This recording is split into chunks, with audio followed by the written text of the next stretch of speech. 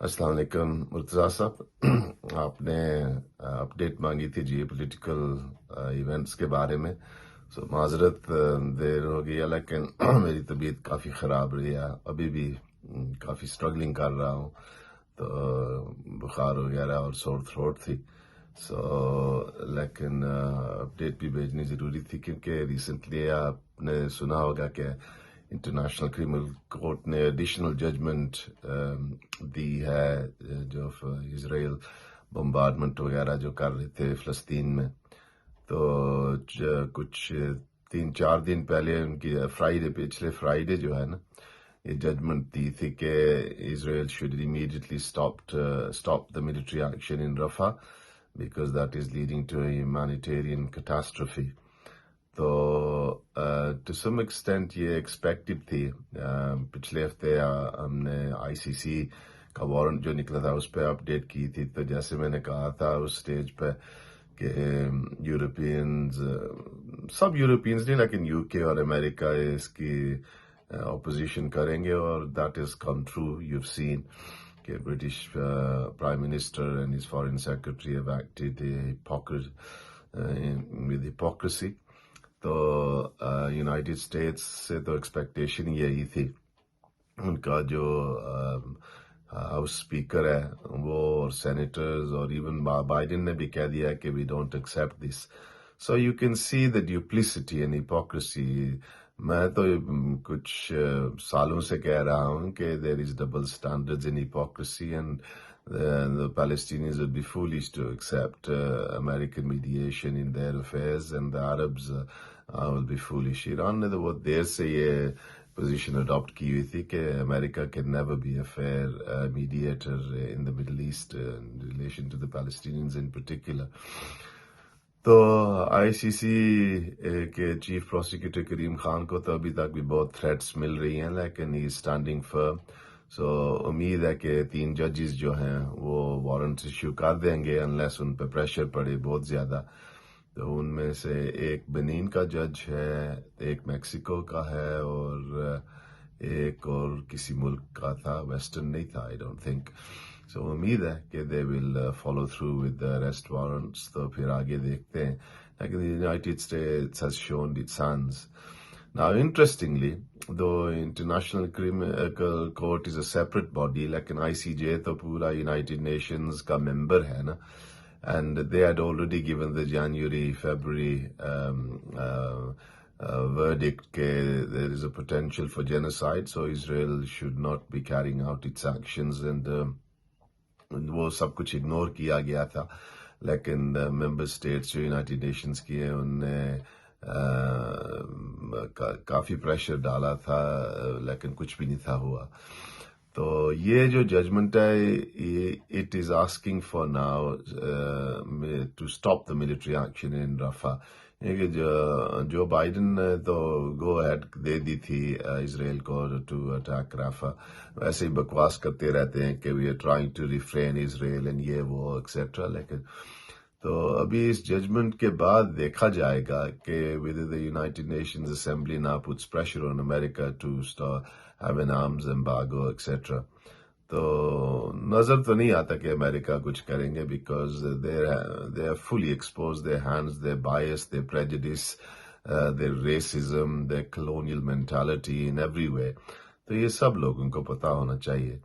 तो and again in this matter the courage of the students in America is quite amazing.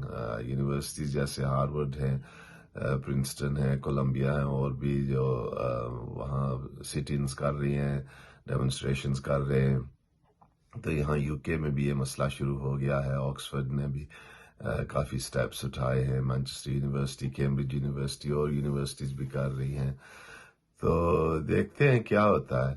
और एक और बहुत ही इंटरेस्टिंग चीज़ हुई है कि Norway, Ireland and Spain together gave a statement at the start of last week. They recognize a Palestinian state.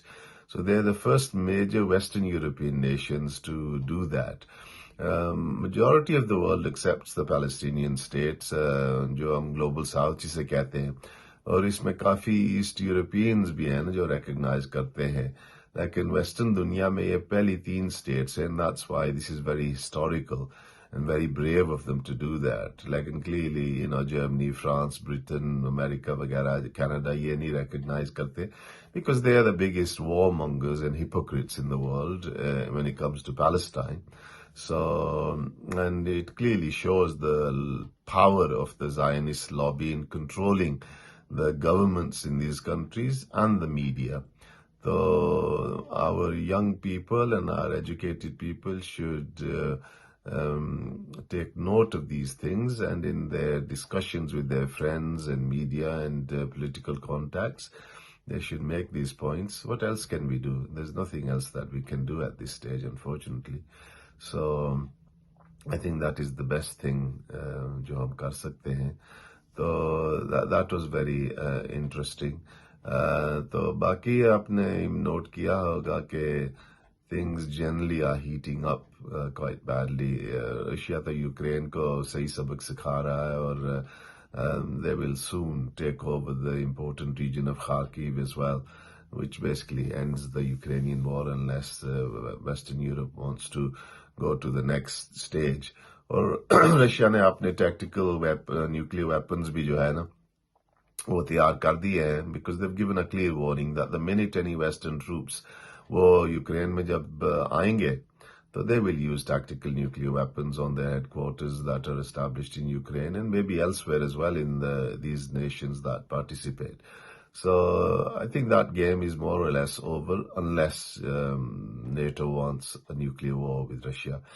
तो Taiwan में भी चाइना ने जो है ना एक मिलिट्री ऑपरेशन शुरू किया हुआ है as an exercise, military exercise वो कहते हैं, because Taiwan's new leader is trying to be a bit too clever and side with the Americans and keeps pushing for independence, and China has made that an absolute red line.